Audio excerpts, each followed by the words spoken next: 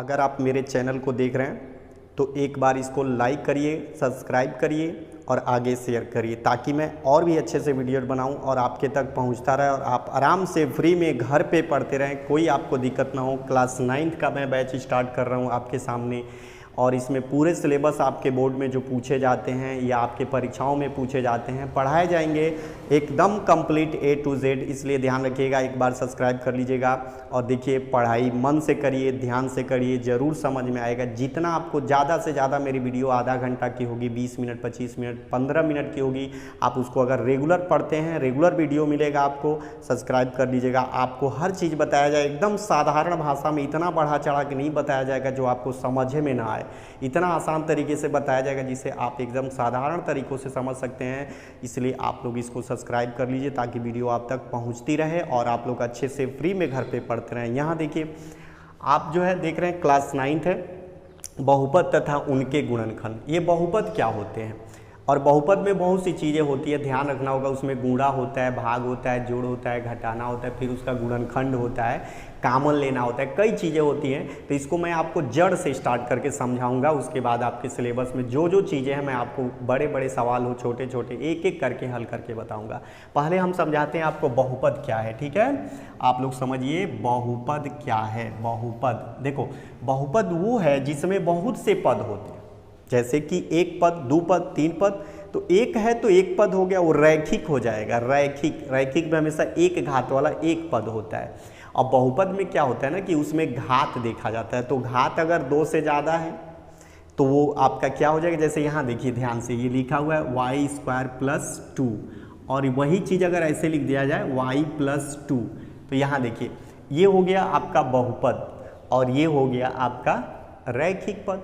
तो कहने का मतलब है कि बहुपद में क्या होता है कि इसमें पद देखा जाता है। अगर ये सिर्फ y² लिखा है तो ये देखिए एक पद का है। अगर इसमें 2 लग गया तो ये 2 पद का हो गया। अगर इसमें देखिए 3y लग गया तो ये देखिए 3 पद में हो गया। 1 2 3, ये मत सोचिए ये 3 है तो 2 ऐसे भी लिख सकते हैं, x³ + 2x + 3 और x अब +4। आप ध्यान से देखिए, अब इसमें आपसे कहा जाए कितना पद है तो कैसे गिनेंगे, इसी को कहते हैं बहुपद। तो बहुपद का मतलब हो गया इसमें कई ठो पद आए। तो जैसे देखिए 1 2 3 4, तो ये हुआ बहुपद। तो इस तरह से देखिए कई चीज़ें ऐसे भी होती हैं कि बहुपद नहीं होती है। जैसे यहाँ लिखा हुआ है x + 2, तो क्योंकि इसका घात देखिए हाफ होगा, 1/2, इसको इतना लिख सकते हैं 1/2 + 2। और करड़ी में चूंकि इसका मान नहीं पता है इसलिए इसको बोलेंगे ये बहुपद नहीं है, ठीक है। लेकिन अगर ऐसे सॉलिड आपको मिल जाए तो उसको आप क्या कहेंगे, बहुपद है। समझ रहे हैं ना। अब देखिए आखिर बहुपद में जोड़, घटाना, गुणा, भाग कैसे होता है। और इसमें एक चीज़ ध्यान रखिएगा, घातों का बड़ा महत्व होता है। जो घात इसके होते हैं ना, तो घात बड़े महत्वपूर्ण होते हैं क्योंकि बहुपद में घातों को ही ध्यान रखना होता है। जैसे मैं यहाँ लिख रहा हूँ x⁻7 + 6x⁻6 + 3x⁻4 + x⁻5 + 3x + 9। अगर इसको कहा जाए कि अवरोही क्रम में लिखिए तो देखिए अवरोही का मतलब होता है कि इसके घातों को आपको अवरोही में लिखना है, अंकों को नहीं, इसके घातों को अवरोही। अवरोही समझते हैं ना, यानी कि घटते क्रम में, जिसको आप लोग डिक्रीजिंग, इंक्रीजिंग भी बोलते हैं, एक और बोलते हैं। तो इस तरह से आपको क्या करना है कि घटते क्रम में लिखना है या बढ़ते क्रम में। तो घात पर ध्यान देते हैं, इन अंकों पर ध्यान नहीं देते हैं। तो घात आप समझ रहे हैं ना, जैसे यहाँ पे लिख रहा है x⁻5, तो ये आपके घात कहलाते हैं, ठीक है। इसी को घात बोला जाता है। तो इसी पर आपको ध्यान देना है। अगर मान लीजिए ये कह रहा है कि इसको अवरोही में लिखिए, तो देखिए अगर इसको अवरोही में लिखेंगे तो कैसे लिखेंगे, अवरोही। डिक्रीजिंग माने घटना, यानी अवरोही माने उतरना, कम यानी अधिक से कम की तरफ। तो यहाँ ध्यान से देखिए ये आपका क्या है, 7 है। तो पहले सबसे बड़ा यही है ना, उससे छोटा देखिए 6 है तो 6। अब ये देखिए उससे, सॉरी यहाँ प्लस था, और उससे छोटा क्या है देखिए 5 है। तो यहाँ उतार लीजिए 5, पीछे वाला चिन्ह उतारते, अगर माइनस होता तो माइनस, प्लस होता तो प्लस।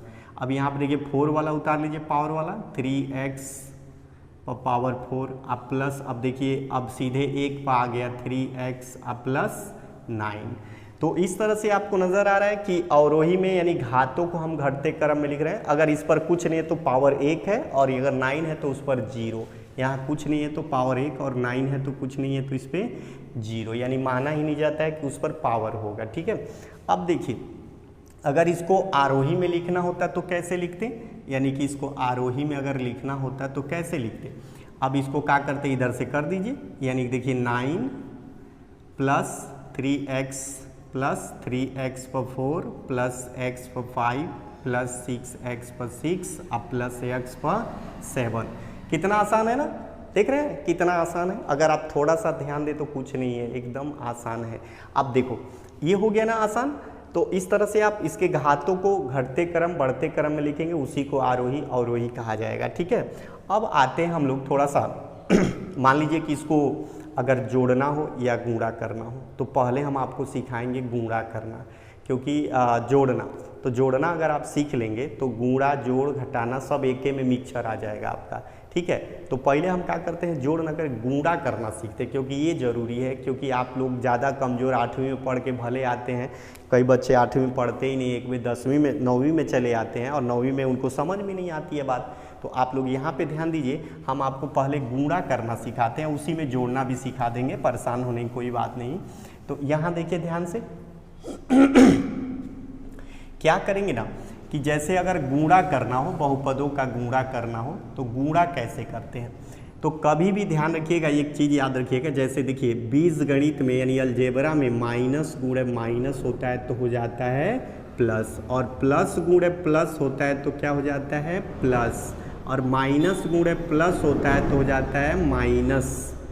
और अगर प्लस गुणे माइनस होगा तो ये भी हो जाएगा आपका माइनस। देखिए माइनस गुणे माइनस करेंगे तो प्लस, प्लस गुणे प्लस करेंगे तो प्लस, और माइनस गुणे प्लस होगा तो माइनस, और प्लस गुणे माइनस होगा तो माइनस। और यही प्रक्रिया भाग में भी होती है कि अगर हम भाग देते हैं तो माइनस में माइनस से भाग दिया जाएगा तो आपका आ जाएगा प्लस, और प्लस में यदि प्लस से भाग दिया जाएगा तो आ जाएगा आपका प्लस। अगर माइनस में प्लस से भाग दिया जाएगा तो आपका आ जाएगा माइनस, अगर प्लस में माइनस से भाग दिया जाएगा तो आपका आ जाएगा माइनस। तो यही सेम प्रक्रिया होती है। तो अगर आप याद कर लेंगे तो इसकी ज़रूरत बहुत है, अलजेब्रा में इसकी ज़रूरत तो हर जगह ही पड़ती है, और यही आप गलती करेंगे तो पूरा सवाल ही गलत हो जाता है। तो इसलिए हम ध्यान से आपको समझाते हैं ताकि आप भी ध्यान से समझ सकें कि कैसे हम गुणा करते हैं, और इसको याद कर लीजिएगा। तो यहाँ देखिए क्या करेंगे ना, जैसे देखिए मान लीजिए कि अगर यहाँ पे लिखा है कि -x इंटू -2x³ और इंटू -6x², अगर कोई कहे कि भाई इसका आप गुणा करें तो कैसे गुणा करेंगे। तो गुणा करने के लिए क्या करना पड़ेगा आपको, सबसे पहले कि इन चिन्हों का गुणा करना पड़ेगा। चिन्ह बड़े महत्वपूर्ण है। सबसे पहले चिन्हों का गुणा करिए, माइनस माइनस क्या हो जाएगा प्लस, और प्लस माइनस माइनस। और सबसे आसान तरीका आपको बता दें, यदि ये माइनस जो आपको दिख रहा है ना 1 2 3 ठो, तो ऐसे गिन लीजिएगा। अगर सम दिखे तो जैसे सम का मतलब 2 गो माइनस आया, 4 ठो आया, 6 ठो आया, 8 ठो आया, तो उसको डायरेक्ट आप प्लस कर दीजिएगा।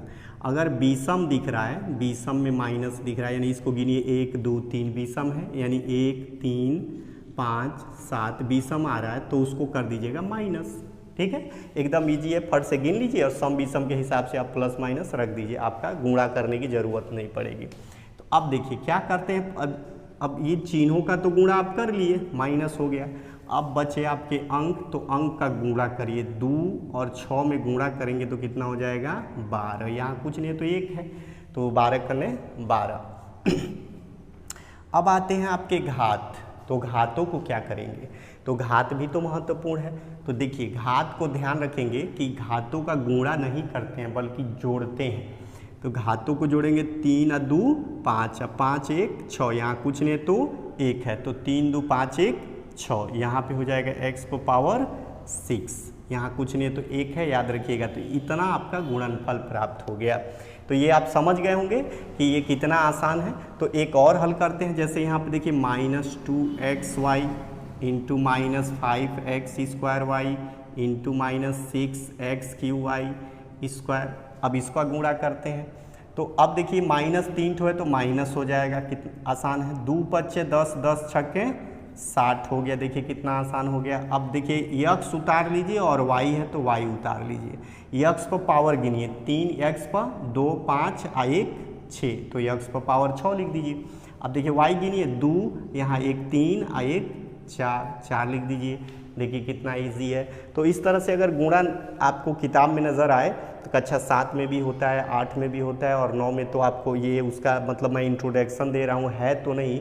गुणा करना तो बार बार आएगा, लेकिन ये आपको इंट्रोडक्शन दे रहा हूँ कि गुणा कैसे होता है, चिन्ह कैसे बदलते हैं। तो ये साधारण गुणा था। अब थोड़ा इससे गुणा कठिन पढ़ते हैं कि एकदम इससे अगर कठिन आए गुणा तो कैसे आएगा, तो उसको भी आपको समझना ज़रूरी है। जैसे मान लीजिए यहाँ पे लिखा हुआ है -2x, ब्रैकेट में लिखा हुआ है 2x - 5y क्यूब, तो आप कैसे गुणा करेंगे? ये भी गुणा है, यहाँ कुछ नहीं है ना, तो इसका गुणा है इस पूरे दोनों में। इसका ये जो बाहर आप देख रहे हैं इसका पूरा इन दोनों में गुणा है। तो क्या करते हैं ना, एक बार गुणा इसका इसमें करते हैं। तो माइनस है, यहाँ कुछ नहीं है तो प्लस, तो माइनस प्लस माइनस, 2 दूनी 4, और ये हो गया आपका यक्स का यक्स में करिएगा तो x²। देखिए कितना आसान हो गया। अब आगे वाले में ले जाएंगे ना, तो यहाँ देखिए माइनस है, यहाँ भी माइनस, तो क्या हो गया प्लस। यहाँ देखिए माइनस और यहाँ भी माइनस, तो माइनस माइनस गुणा करेंगे तो प्लस। और फिर देखिए 2 का 5 में करिए तो 10, और यक्स है तो यक्स उतार लीजिए। यहाँ वाई क्यूब है तो वाई क्यूब उतार लीजिए। अगर एक्स एक्स होता वाई वाई तो जोड़ लेते हैं। यहाँ पे चूंकि अलग अलग है तो अलग अलग उतार लेंगे।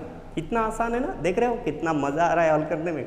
तो अब देखो इसे थोड़ा सा और कठिन लेते हैं कि अगर मान लीजिए कि ऐसे हो 2x - 3y और दूसरे ब्रैकेट में हो जाए 3x माइनस या प्लस 5y, तो इसका गुणा कैसे करेंगे? तो देखिए इसमें गुणा भी है और जोड़ भी आ जाएगा, घटाना भी आ जाएगा, इसलिए आपको बता रहे हैं कि इसी में मिक्सर भी आ गया। तो आप समझ सकते हैं कि ये मतलब मिश्रित सवाल हो गया। अब क्या करेंगे, इसको ध्यान से पढ़िए। एक बार इसका इसमें गुणा करिए तो कितना हुआ, 2 3 6, फिर यक्स का यक्स में करेंगे तो यक्स²। फिर यहाँ देखिए प्लस था पीछे, तो यहाँ भी इसका पीछे का चिन्ह लिया जाता है, प्लस है तो यहाँ भी प्लस है, तो प्लस हो जाएगा 2 5 यानी अब इसका इसमें गुणा करें 2 5 10, और एक्स का वाई में करिएगा तो xy। फिर अब इसका कर लीजिए माइनस, यहाँ देखिए प्लस माइनस का गुणा करेंगे तो -3 3 9x, और यहाँ y है तो y उतार लीजिए। फिर यहाँ देखिए माइनस है और यहाँ पे क्या है प्लस है, तो माइनस हो जाएगा, और 3 5 15, और y का y में करेंगे तो क्या हो जाएगा y²। देख रहे हैं ना, तो ये हो गया आपका, देखिए ये 6x² और ये देखिए 10xy और -9xy, ये घात इसके बराबर हैं और ये देखिए दोनों सेम है, तो हम इसमें से घटा जोड़ सकते हैं। इसको नहीं जोड़ घटा सकते क्योंकि यहाँ x² है, यहाँ y² है, यहाँ देखिए xy, यहाँ भी xy, घात सेम है, तो अंकों को घटा लीजिए। 10 में से 9 गया, प्लस xy लिख सकते हैं या 1 xy, दोनों सही है। तो xy चूँकि लिखा जाता है -15y²। तो ये हो गया आपका, देखिए कितना आसान सवाल है। तो ऐसे आप अगर हल करेंगे, जोड़ेंगे, घटाएंगे, गुणा करेंगे तो सब एक ही में मिल जाता है। ठीक है, तो देखो अगर रेगुलर आप वीडियो मेरा देख रहे हो, ठीक है, तो आपको रोज़ कुछ ना कुछ नया मिलेगा और सीखते रहेंगे, कंटिन्यू पढ़ते रहेंगे।